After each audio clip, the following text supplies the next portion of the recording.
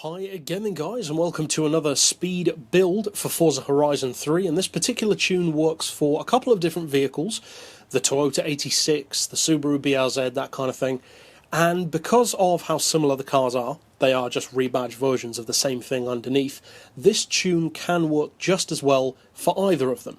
So it doesn't really matter which one you get, you'll have the same results. The only real difference is the brand that you choose to represent, and of course the way the cars look. But even then, they're very, very similar. Now, for the purpose of this build, I will be using the Subaru, as you can pretty obviously see from the paint, but as I said, it really doesn't matter. Now, as far as upgrades, you do have more visual tuning options, of course, than some, due to the nature of the body kit, the rear wing options, that kind of thing. So, whether or not you fit that kind of stuff is down to you. If you do, that's great, I have. If you don't, it doesn't really matter too much. Now, as far as the engine swaps, that kind of thing, I would recommend the V8, gives you the best numbers, and I would also recommend, pretty obviously, all-wheel drive, as I always would, and as far as the aspiration, I would recommend the twin-turbo. As far as the visuals, we already said, it's down to you. Rims are included in that as well. As you can see, we do have a full roll cage in this particular car, and for the rest, it's pretty obvious. Race, everything.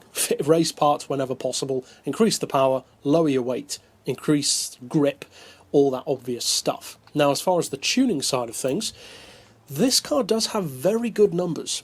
It's not a vehicle which is very intimidating compared to many of the exotics, certainly not when you mention the car. If you say Subaru BRZ or Toyota GT86, it's not a kind of car which strikes fear into people. It's more of a happy, fun little sports car, good drifter, that kind of thing. But this one is a serious performer. 2.1 to 60, 3.5, or 3.4 I should say, to 100, 256 flat out. Those are good numbers, especially given that it has no way near the highest power output in the game.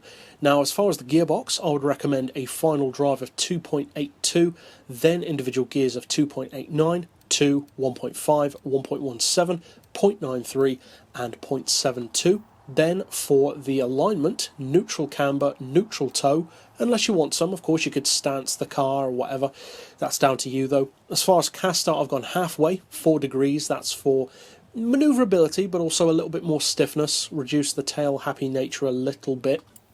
As far as anti-roll, we've got 32 and 20, springs on 160 and 136 with the lowest ride height front and rear, dampers on 10, 9 and 4.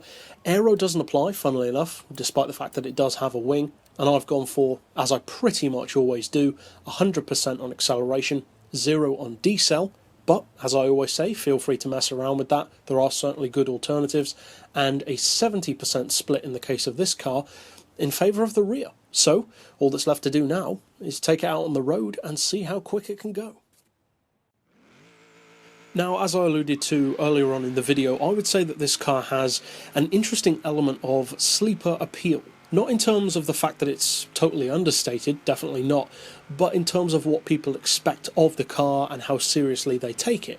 It's not really considered to be a top-end contender, but the fact is, it's actually really good for top-end performance. Not the best in the game, obviously, but certainly not bad at all, and as you can see from this driving portion of the video, it has no trouble whatsoever getting up around that 256 mph top end. You could potentially go even quicker if you maybe mess around with the gears a little bit more, certainly if you get in behind a supercar and get some draft.